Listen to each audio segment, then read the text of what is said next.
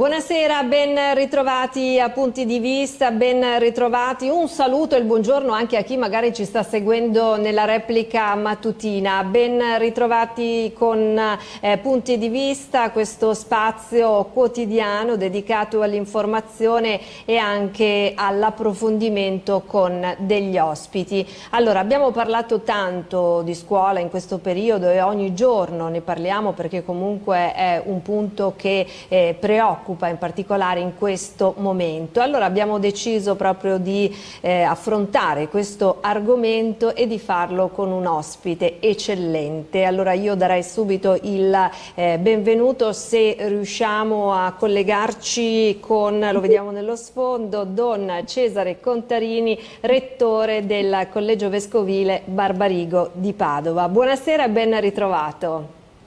Buonasera Patrizia, buonasera a tutti gli spettatori o chi ci sta seguendo in qualsiasi mezzo digitale possibile. Ecco, oggi la rete ci aiuta a divulgare ancora di più questi messaggi che vengono sicuramente amplificati, quindi grazie anche a chi ci segue attraverso i social. Allora, Don Cesare, innanzitutto è un piacere rivederla, ci eravamo incontrati in occasione del centenario del Barbarigo, poi magari ne parleremo addentrandoci un po' anche nella storia di questo istituto che poi è un'istituzione ormai in città. Mi corre ovviamente d'obbligo come prima domanda a chiedere come è stato questo inizio anno scolastico alla luce, insomma, della presenza di questo Covid-19. È stato un inizio d'anno sereno perché per tutta l'estate abbiamo lavorato a prepararlo bene e quindi noi abbiamo cominciato il 14 con tutti circa 320 alunni in presenza, ciascuno con il proprio banco e sedia, con i distanziamenti. Come vi siete organizzati all'interno delle aule? Allora noi abbiamo smontato, tra virgolette, alcune aule di funzione particolare, aula video, aula lingue, aula ex disegno tecnico, che non servivano più e in ogni caso avevano i distanziamenti non più accessibili, opportuni, e le abbiamo trasformate in aule normali di didattica. E quindi siamo riusciti ad avere aule fino a 25, una anche 28 posti volendo, per le classi più numerose che sono appunto di 25-24 alunni. E poi a scalare abbiamo fatto appunto abbinamenti tra classi e aule a seconda delle necessità numeriche. Senta, ma come funziona con la mascherina? Perché poi questo è stato un argomento molto discusso. I ragazzi devono usarla per entrare e poi in classe? I ragazzi devono usarla in ogni movimento, possono toglierla quando sono seduti al proprio banco e quindi possono toglierla, non è obbligatorio toglierla. E se si alzano per andare alla lavagna, per andare in bagno, per prendere qualsiasi altra cosa, ma c'è il minimo possibile ormai in aula per non esporre a rischi di toccare, scambiarsi, eccetera, allora devono chiaramente indossare la mascherina. Quando escono per uscire devono tenere la mascherina fino all'uscita dal cancello o dal portone della scuola. Poi quello che succede dopo qualche volta richiederebbe magari il passaggio di qualche adulto in divisa per controllare, dice. Qualche genitore che dicesse ragazzi stiamo attenti, perché poi fuori scuola diventa qualche volta un po' troppo rischioso a mio parere. Sì, perché poi uno dei dibattiti che si faceva sentendo anche magari i genitori dei ragazzi che frequentano magari le scuole che sono più piccoli dicevano sì, magari quando sono in classe l'atteggiamento è quello di massima attenzione, però poi magari vanno al parco, stanno insieme, giocano e non ci sono tutte queste attenzioni. Io credo che questa situazione del Covid, no, che ci mette di fronte alla nostra fragilità e vulnerabilità nostra personale, ma di tante altre persone, quindi nostra come sistema umano, vorrei dire, che vive nello stesso luogo ci chiama insieme anche alla responsabilità, cioè a imparare a rispondere alle situazioni della vita. Non posso mettere a repentaglio la mia vita, la mia salute, ma nemmeno quella degli altri. E quindi qualche, chiamiamolo sacrificio, o qualche difficoltà che ci può essere, cerchiamo di viverla tutti quanti con lo spirito migliore. Io personalmente non riesco ancora ad abituarmi alla mascherina, parto sempre dall'ufficio di solito senza mascherina, devo tornare a riprenderlo, ne trovo una giù in portineria. Però poi chiaramente però si capisce immediatamente, no? Perché magari uno non si vede, non ci pensa, però vedi subito gli altri che ti guardano male, quindi dici che cos'ho? È la mascherina che manca. Sì, infatti questo, però io credo che come sempre, no? ogni difficoltà, ogni situazione impegnativa, a volte anche situazioni tragiche, possono diventare un'occasione per crescere nella responsabilità sociale, nella attenzione agli altri, nel comprendere che siamo tutti interconnessi e quindi se ci aiutiamo a uscire insieme è più facile farlo magari anche in minor tempo, con meno rischi. Senta, questo inizio d'anno probabilmente, oltre che essere anomalo, insomma, nella preparazione, nella gestione, forse lo è stato anche nel momento di benvenuto. Come ha gestito il saluto ai ragazzi, le visite nelle classi? Perché poi io so che lei comunque è una presenza sempre costante tra di loro.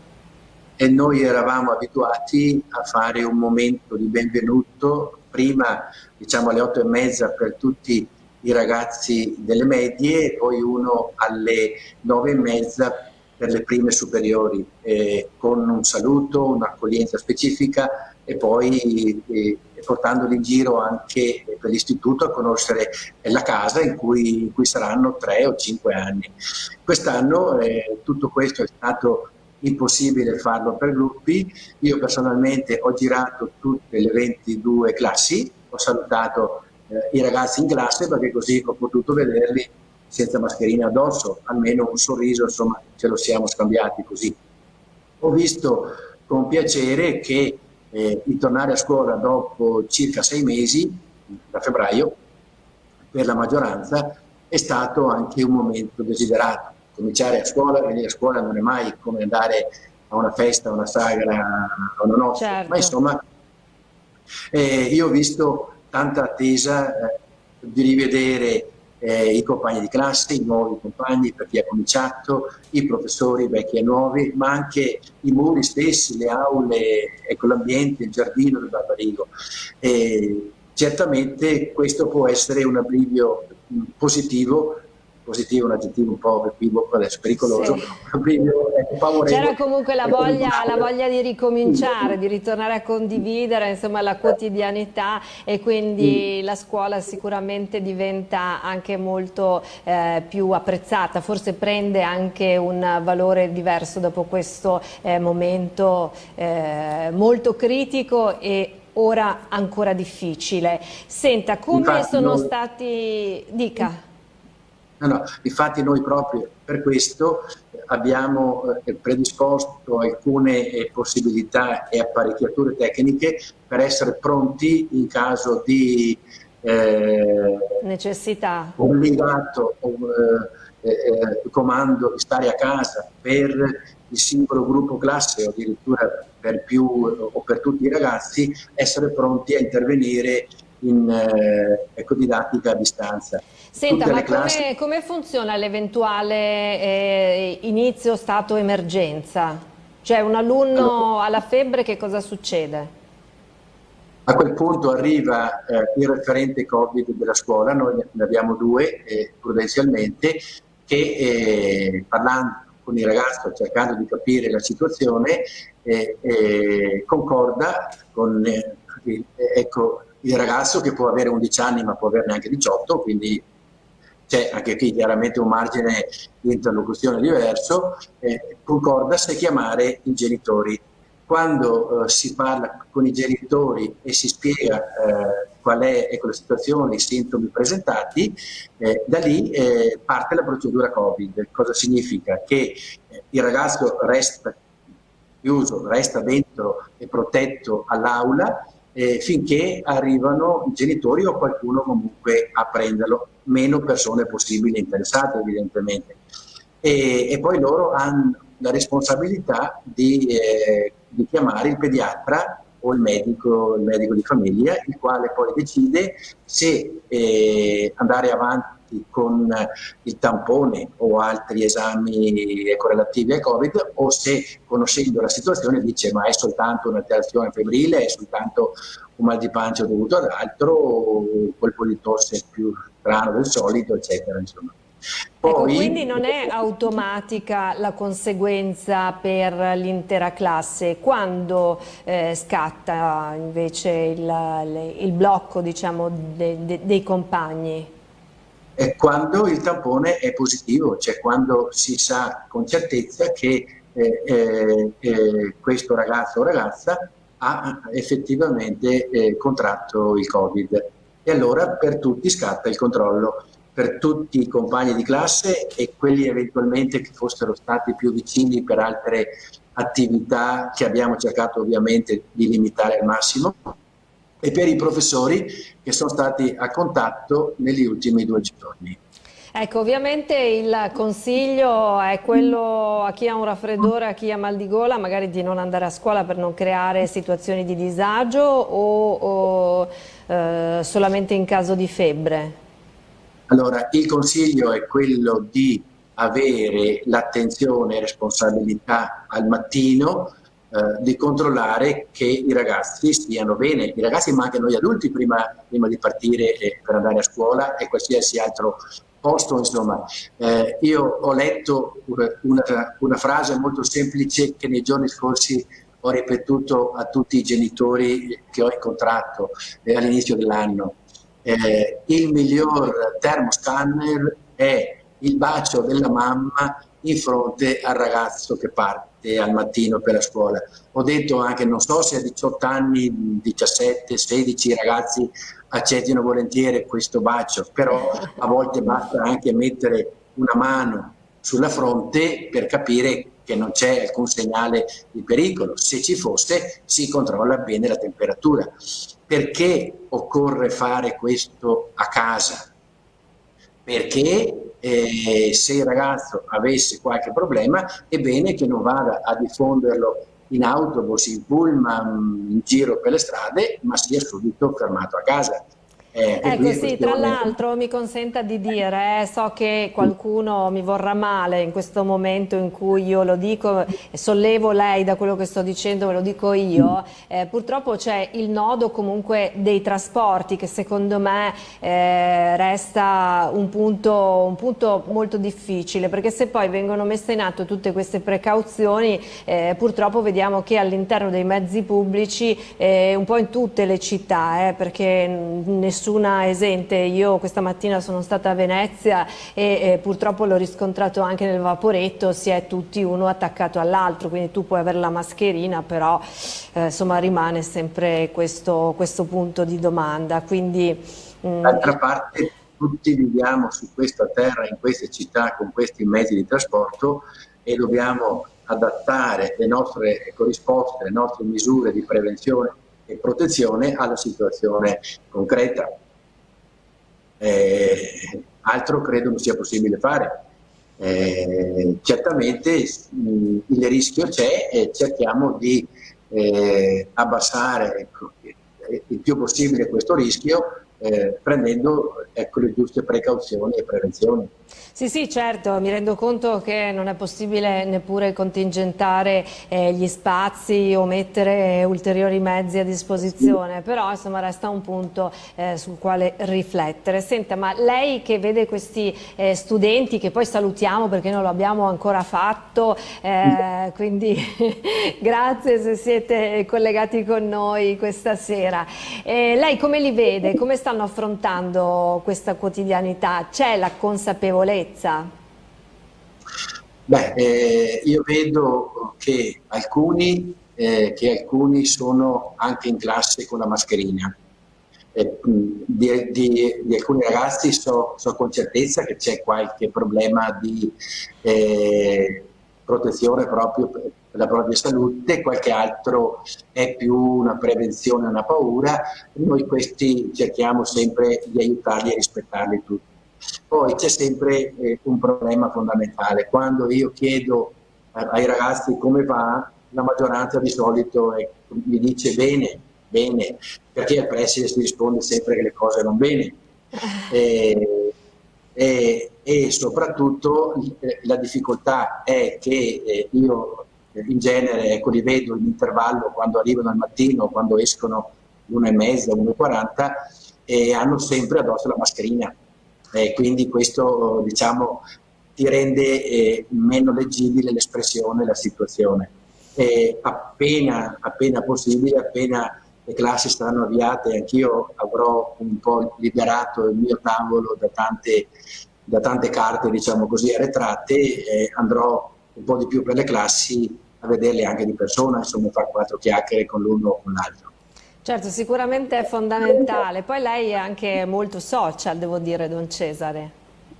Ma non so se sono molto social, io cerco di sfruttare i mezzi che ci sono dati senza esagerare, cioè io uso Facebook e WhatsApp. Certo, però oggi come oggi è uno strumento importante per comunicare ed essere vicino ai ragazzi, usare gli stessi strumenti che usano loro, insomma sicuramente è una marcia in più.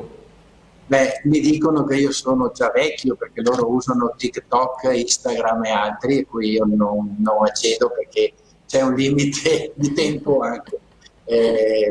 Però esserci per dare anche qualche messaggio, per intervenire in qualche dibattito senza esagerare, senza manie di presenzialismo, può essere utile per tanti aspetti.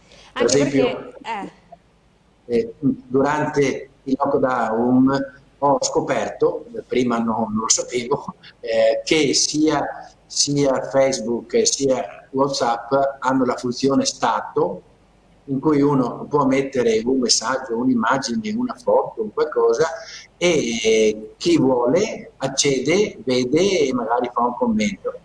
E davvero ho scoperto che può essere utile e fare del bene a delle persone, perché magari metti un messaggio che trovi da qualche parte, una frase che ti ha colpito, magari anche una frase del Vangelo, visto che il mio primo lavoro è fare il prete, insomma, ad essere prete, e vedo che questa può essere di incoraggiamento. A volte proprio le persone mi ringraziano esplicitamente, e anche questo vedo che possa essere utile, insomma. Senta, ha detto il mio primo lavoro è fare il prete e lei è stato nominato da poco parroco. Vogliamo raccontare questo percorso, come è arrivato, quali sono le sue emozioni, che cosa si aspetta da questo futuro che ormai è molto molto vicino? Sì, il 1° novembre diventerò ufficialmente parroco di San Lorenzo di Albignasego, quindi siamo abbastanza vicini. Anche significa che resterò al Barbarigo come preside e rettore, però andare ad abitare in parrocchia e lavorare lì è un segnale del tutto nuovo. Confesso che è un desiderio lungamente covato. Io ho sempre pensato di diventare sacerdote per fare il parroco, ma sono praticamente 35 anni che sono in servizio diocesano, prima con i giovani dell'Azione Cattolica, poi a Difesa del Popolo e adesso al Barbarigo. Alla fine di ogni impegno precedente con i giovani dell'Azione Cattolica e poi anche alla Difesa del Popolo c'era questa speranza, addirittura nel secondo caso una promessa di diventare parroco. Adesso che non me l'aspettavo perché appunto la situazione Covid da gestire nella scuola, è arrivata la nomina. Questa proposta del Vescovo ancora a fine aprile.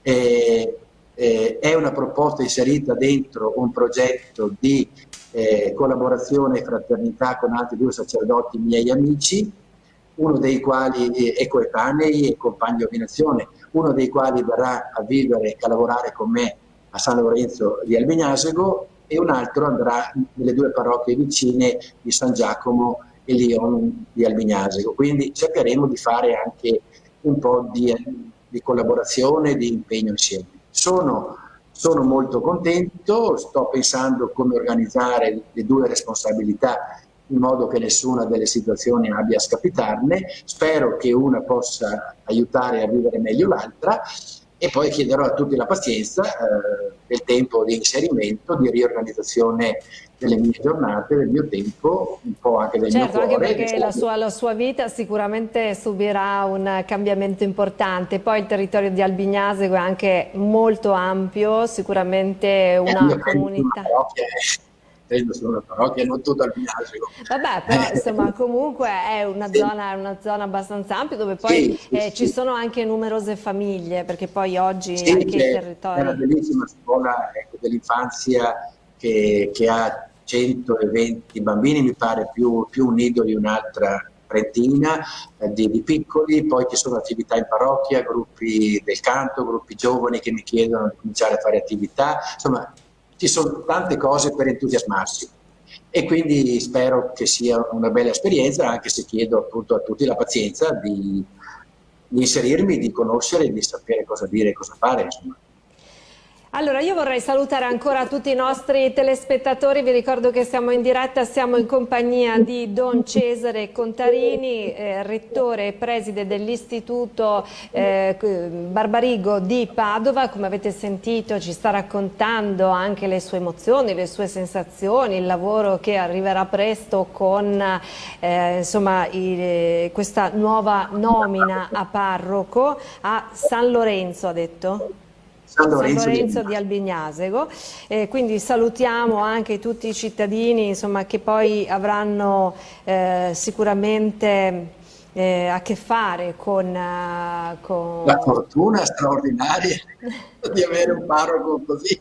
Beh, io credo proprio di sì. Allora, io conosco Don Cesare da tantissimi anni, da quando ero ragazzina, perché insomma lo posso anche tranquillamente dire, al Barbarigo ho studiato anch'io, sono degli anni che ricordo con grande nostalgia e oggi che sono diventata grande e che ho una consapevolezza diversa, forse ancora più di quando ero più giovane. E posso dire che insomma sicuramente è una persona che si fa molto voler bene. E questo insomma, lo dicono anche gli altri studenti, perché io vedo che lei è riuscito a mantenere un filo con tantissimi ragazzi che hanno studiato al Barbarigo, quindi questa è una caratteristica che la contraddistingue molto. Ma cerchiamo di tenere sempre aperti i fili delle relazioni, della fiducia reciproca, dove è possibile anche dell'amicizia. Io credo che, questo l'ho detto ancora, ecco, ricordo nella mia prima messa oltre 40 anni fa al mio paese, ecco, ringrazio tutti gli amici presenti che sono un segno prezioso della presenza di Dio nella mia vita. Dopo 40 anni questa frase ha un valore infinitamente più grande e più completo, perché proprio io ci credo che sia un dono e un segno della presenza del Signore accanto a noi, avere amici veri. E certamente tocca a noi cercare, chiedere l'amicizia, ma anche offrire la nostra disponibilità a questo. Poi sotto l'aspetto istituzionale, una scuola come la nostra, un istituto come il Barbarigo, esperienza che abbiamo vissuto anche con il Centenario, è proprio forte, è proprio solido, anche quando ha tante persone che considerano il valore di questa scuola, che ci credono, che ne parlano bene, che hanno fatto esperienza e poi appunto la diffondono ad altri. Senta, lei ha parlato della Chiesa, allora io voglio farle una domanda particolare. Quando abbiamo vissuto il lockdown, una delle immagini che sicuramente rimarranno più impresse è stata anche quella di vedere le chiese chiuse, le messe che sono arrivate però dopo un po' via web, situazioni insomma inimmaginabili fino a quel momento. Lei come le ha vissute? Che cosa provava? Beh, io sono stato un privilegiato su questo, l'ho sempre detto, perché noi al Barbarigo siamo in sei persone, 5 sacerdoti e un professore, che viviamo qui insieme da un paio d'anni quasi. Quindi noi ci siamo costituiti come persone coabitanti, abbiamo celebrato la messa tutti i giorni, abbiamo fatto Pasqua bene, abbiamo avuto anche dei momenti diversivi, nel senso che qualche sera alla settimana si poteva anche vedere il film insieme, tanto per distenderci. Abbiamo la fortuna di un giardino molto bello e di uno spazio sufficiente anche per muoverci nei giorni di massima chiusura. Certamente l'esperienza della sospensione delle celebrazioni pubbliche, in qualche giorno anche della chiusura delle chiese, è stata faticosa e dolorosa per alcuni, per tante persone. Come sempre, no? Lo dicevo anche prima, ogni medaglia ha le due facce e per qualcuno è stata l'occasione di una riscoperta di una religiosità più interiore, della lettura personale o della preghiera familiare davanti alla parola di Dio. Certamente quindi per qualcuno è stato un avvicinamento a Dio, per altri magari un nuovo rapporto che è cominciato magari proprio in questo silenzio. Un paio di statistiche che ho letto il mese scorso dicono proprio che c'è stato un aumento di interesse o di riferimento al tema religioso. Cioè, in altre parole, di fronte alla fragilità personale e sociale, di fronte anche alla paura in qualche momento, no? Di fronte alle immagini dei camion militari con i morti che andavano a cremazione, eccetera, tante persone si sono fatte delle domande. Perché succede questo? Ma che senso ha il vivere? E il morire? In certa maniera, no? Ci sono state famiglie ferite non soltanto per la morte di alcune persone care, ma anche per le modalità, senza poterle accompagnare, senza poterle seguire, addirittura sbrigando il funerale in 3 minuti perché non si poteva fare niente. Cioè, certamente dei dolori molto forti, e sappiamo che l'esperienza del dolore, delle lacrime, della fatica di vivere a volte apre qualche porta verso la spiritualità, verso le domande o anche verso la fede, perché l'uomo sa andare oltre anche alle sconfitte e alle negatività. Speriamo che sia vero quello che si è detto e scritto 1000 volte nel periodo di lockdown: nulla sarà più come prima, anche se personalmente ho qualche dubbio su questo. Perché dopo il periodo iniziale, sì, anche a me sembra di ritrovare forse la difficoltà economica, hanno trasformato magari qualcuno addirittura con un animo magari un po' più... Qualcuno si è incattivito, qualcuno è più preoccupato, qualche altro non ha sufficiente profondità interiore per riflettere sulle cose, quindi continua a sparare stupidaggini come vengono, no? Per esempio, io non so come facciamo a comprendere tutte quelle persone che vanno in piazza a dire il virus non esiste, con tutti i morti che ci sono stati e continuano a esserci. Sarebbe tra l'altro una manifestazione si è svolta anche a Padova, in Prato della Valle, dove sono stati attaccati anche diversi giornalisti. Ci sono state delle scene davvero, non so nemmeno come definirle. Comunque insomma è in corso un'indagine da parte della procura, al momento mi pare contro ignoti, però non è una cosa che è stata abbandonata da chi di dovere, quindi sicuramente proseguirà, perché è giusto insomma che i responsabili in un contesto del genere abbiano delle conseguenze. Don Cesare, noi ci dobbiamo fermare qualche attimo per dare spazio alla nostra regia con qualche momento di pubblicità. Le chiedo di rimanere in attesa, lo chiedo anche a tutti i nostri telespettatori. Punti di vista con Don Cesare Contarini, rettore del Barbarigo, torna tra pochissimo.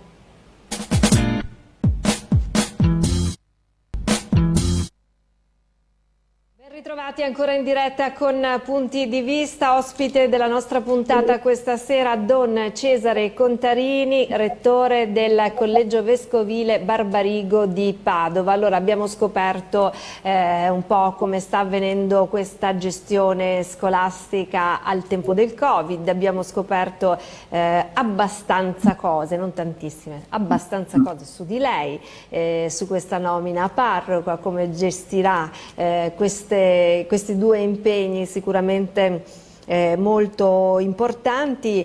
Quello che io le voglio chiedere adesso è se in tutta questa gestione, in questa preparazione nei mesi estivi è esistito un dialogo con le istituzioni del territorio o se avete avuto delle difficoltà. Noi abbiamo cercato di essere sempre sintonizzati sulle diverse ordinanze, comunicazioni, informazioni che arrivavano dalla Regione per quanto riguarda fondamentalmente diciamo, il controllo della situazione di salute pubblica e quanto arrivava dal Ministero nelle diverse articolazioni per quanto concerne tutto quello che riguarda più di specifico la scuola. E poi in qualche situazione ci siamo rapportati o con la provincia come ente di bacino, con il comune di Padova, con altre istituzioni, insomma, sapendo che come scuola paritaria, cioè una scuola con gestore privato ma che fa servizio pubblico, ci sono alcune specificità e libertà anche organizzative che ci hanno permesso di andare via più veloci di tante altre scuole statali, insomma, che hanno più vincoli su questo. Per esempio, io al 15 di luglio ho fatto le nomine del 95%, forse di più, di miei insegnanti, quindi ho avuto tempo di preparare le situazioni per quanto riguarda la gestione poi delle classi. Quanti insegnanti avete? Noi abbiamo 45 insegnanti, di cui una certa parte a tempo indeterminato, sono quelli che sono già abilitati, e una parte che non può essere a tempo indeterminato perché le leggi italiane consentono di prendere a tempo indeterminato soltanto gli abilitati. Sono 6 anni praticamente che lo Stato non abilita più nessuno e quindi i giovani che arrivano sono tutti senza abilitazione. Questo anno scolastico dovrebbe essere l'anno di tante abilitazioni e speriamo che al di là delle difficoltà appunto sanitarie ci sia la possibilità di andare in porto anche con questo passaggio che stabilizza i giovani, che dà loro più certezze, la possibilità di fare un mutuo per esempio, e insieme anche dà alla scuola una maggiore solidità. Senta, prima lei, se non sbaglio, ha detto che avete 320 studenti, sì, più o meno. 318 penso al momento. Ecco, quanti indirizzi ci sono?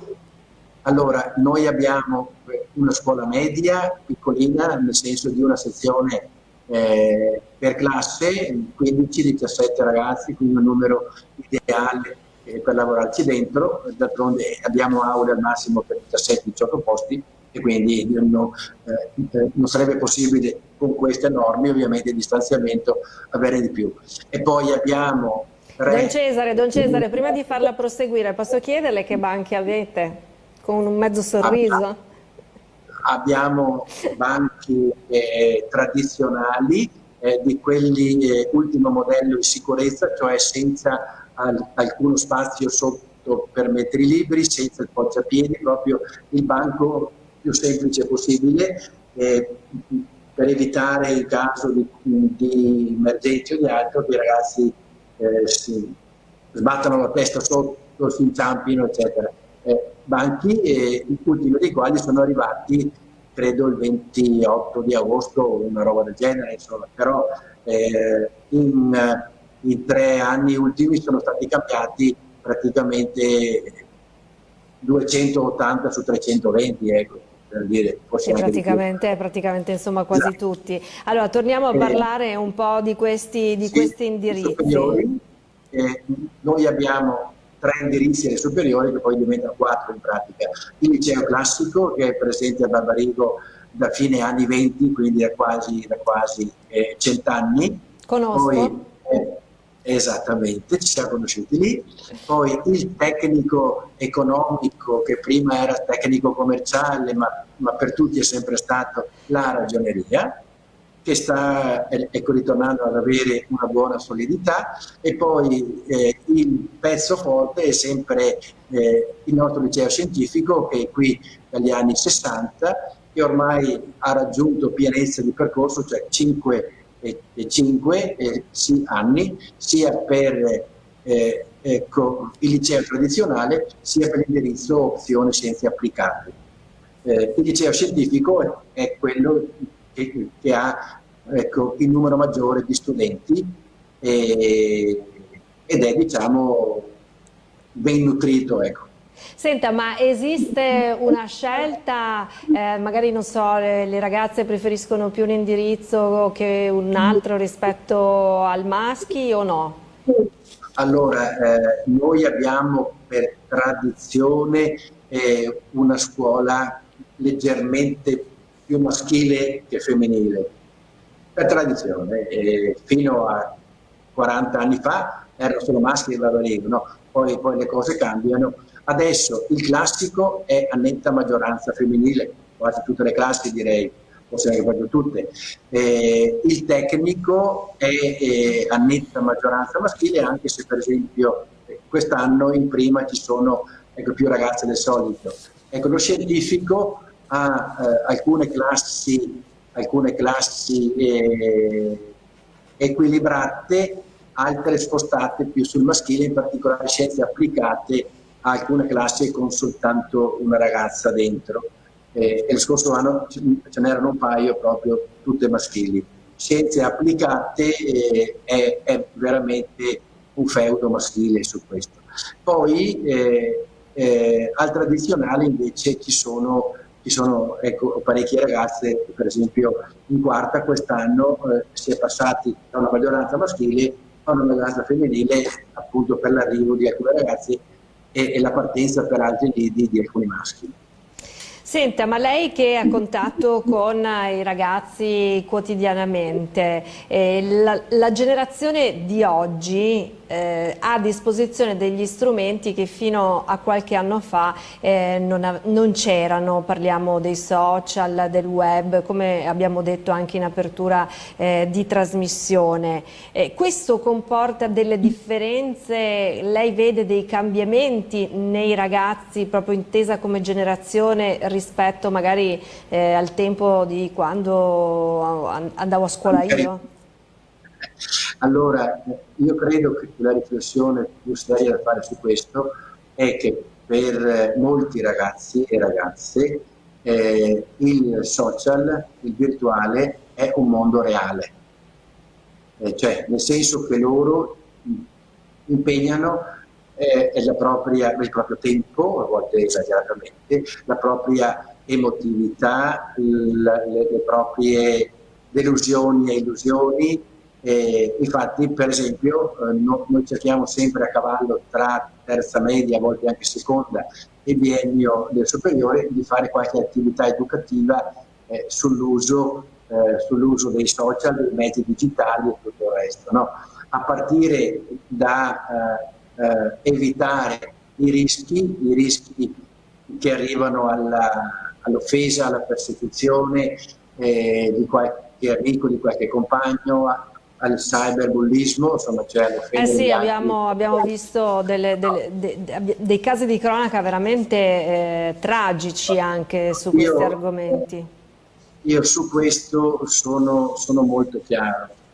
Dico ai genitori in ogni situazione possibile: guardate, la SIM è intestata a voi e quindi voi siete i responsabili di quello che fanno i vostri figlioli. Noi non ci permettiamo di mettere le mani sui cellulari dei ragazzi, di andare a vedere le chat di classe, non dipendono da noi, ma voi avete appunto responsabilità. Se veniamo informati, e quando ci sono guai di solito di sponda si riesce sempre a saperlo, purtroppo, se veniamo informati facciamo una comunicazione, un'informazione alle famiglie perché prendano in mano la situazione con la loro responsabilità di genitori. E anche per esempio, no, per le parole che possono correre, per le offese che i ragazzi possono scambiarsi o fare, per le immagini che possono circolare, perché in qualche situazione c'è il rischio di denuncia, cioè il ragazzino di 14 anni, la ragazzina che manda in giro certe immagini su un telefonino intestato a un adulto, a un maggiorenne, può esporre a conseguenze penali non da poco.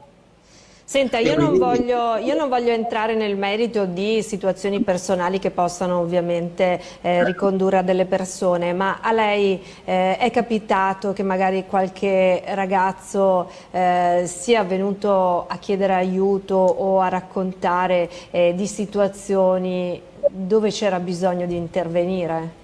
Questo per far capire l'importanza quando uno studente non sa dove andare, che può magari parlare anche con voi. Certo, noi cerchiamo come educatori, prima ancora che come professori, come adulti responsabili della crescita di questi ragazzi, di intercettare le situazioni. E soprattutto nell'età dalla terza media al biennio, al massimo in terza superiore, ho visto che ci possono essere più frequentemente situazioni di, chiamiamole tra virgolette, persecuzione nei confronti di qualcuno. Cioè, qualcuno che è trattato male dai compagni di classe, qualcuno che è preso in giro, oppure che viene in qualsiasi intervento che faccia messo su un angolo o addirittura offeso.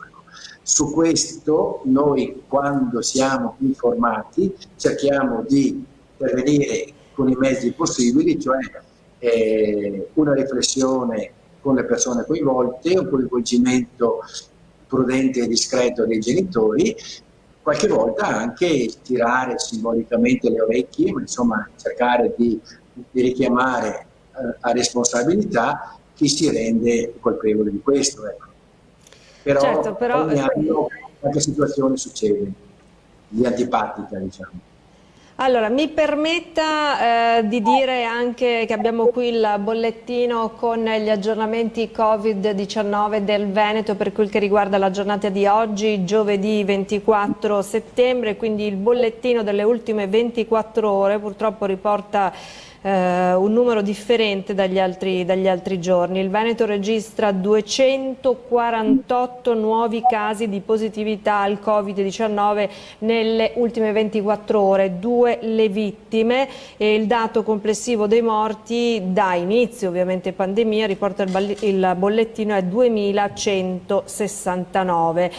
Nelle terapie intensive restano 17 persone e nei reparti di degenza poi lo vedremo nell'ambito del telegiornale. Ecco, 248 positivi in una regione come il Veneto, insomma, sono abbastanza, perché poi eravamo rimasti comunque sotto la soglia dei 200 fino a ieri. Tra l'altro proprio a Padova c'è un cluster, no, Don Cesare?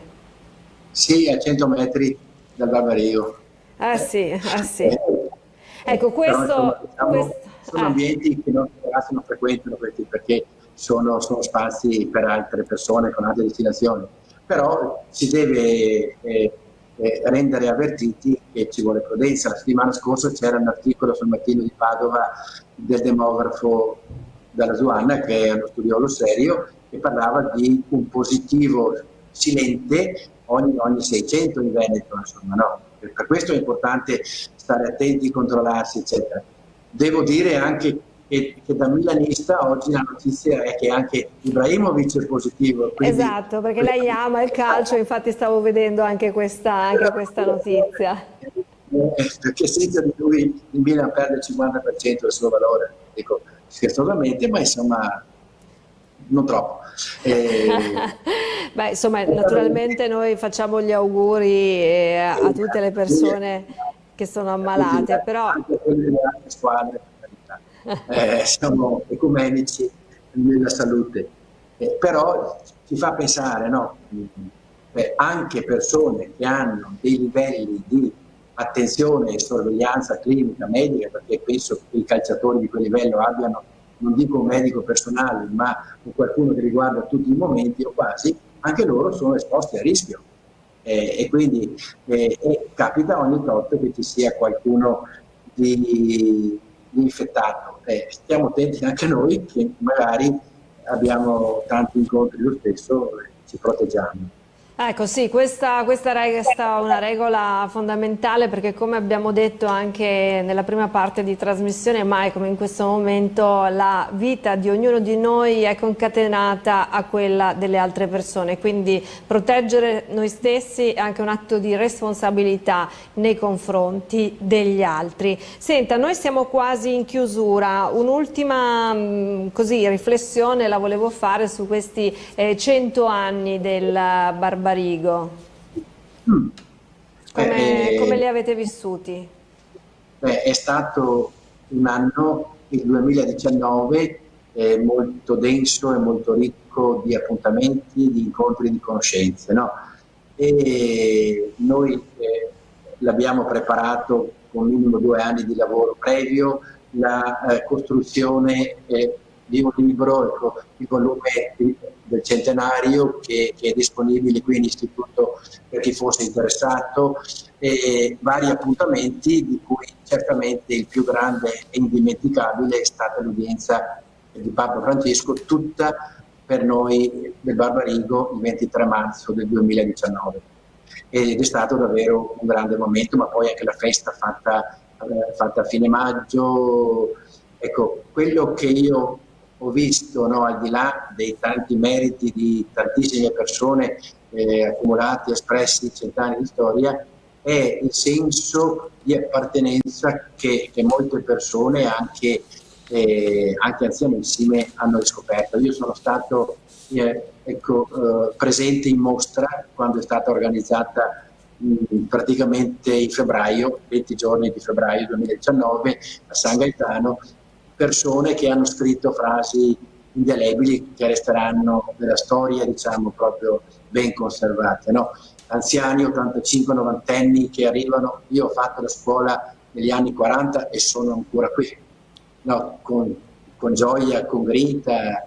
È arrivato uno che Antonio Noventa, che è stato un partigiano, aveva 16 anni, 17 quando è stato coinvolto in questa attività, e un nostro ex allievo anche quello, poi ovviamente con tutti i rischi è stato un passo da essere ucciso dai nazi fascisti. Ecco, è stata riscoperta la storia, ecco, del Barbarigo in tempo di guerra, un posto in cui si è appoggiata tutta la resistenza veneta, e nell'estate di 75 anni fa sono stati ospitati migliaia di persone che rientravano dai campi di confino e altre situazioni particolari. Sì, visto con quello che è successo quest'anno, non passa giorno quasi che dico: Signore, grazie che il Covid è arrivato nel 2020 e non nel 2019, altrimenti sarebbe stato un disastro per tutto il programma che avevamo preparato, per le occasioni belle che abbiamo vissuto invece. Don Cesare, noi siamo arrivati al termine di questa ora insieme, un'ora che comunque è volata, con tantissimi racconti, con tantissimi aggiornamenti anche su cos'è oggi il Barbarigo. Abbiamo scoperto molto su di lei. Noi le auguriamo buon lavoro, un in bocca al lupo anche per questo nuovo incarico. E per questo invece che prosegue sicuramente con un po' di responsabilità in più, perché poi di quella ne avete sicuramente molta con questa circostanza. Certo, sarà un anno di particolare delicatezza e spero anche però di crescita della corresponsabilità e dell'unione tra le persone, no? Insieme si riesce a far meglio, a fare di più se serve fare di più, l'importante è far meglio con uno spirito anche sereno e vorrei dire amichevole, fraterno, collaborativo. Allora, senta, mi permetto di fare una cosa, ovviamente non c'è niente di concordato perché comunque siamo andati abbastanza a braccio. Io vorrei che lei mandasse un saluto in questo momento agli studenti che vedrà domani mattina, perché magari la stanno guardando.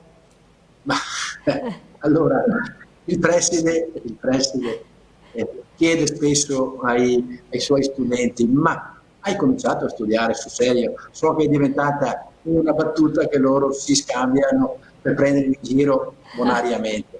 Ecco, io ai ragazzi, ai genitori e agli insegnanti ho detto quest'anno è particolarmente importante per cominciare bene anche a recuperare eventuali carenze che l'anno scorso per il lockdown ha lasciato indietro. Cominciamo subito, cominciamo bene, cominciamo insieme e facciamoci aiutare da tutti quelli che sono a scuola apposta per aiutarvi a crescere, ragazzi.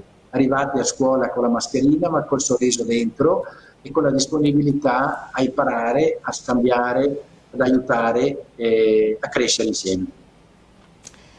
Concludiamo con questo messaggio che poi insomma ognuno di noi potrebbe anche fare suo, quindi io ringrazio Don Cesare Contarini, rettore del Collegio Vescovile Barbarigo, è stato un piacere condividere questa puntata, io le do l'arrivederci e le auguro una buona serata. Grazie e tanti auguri a voi tutti, grazie.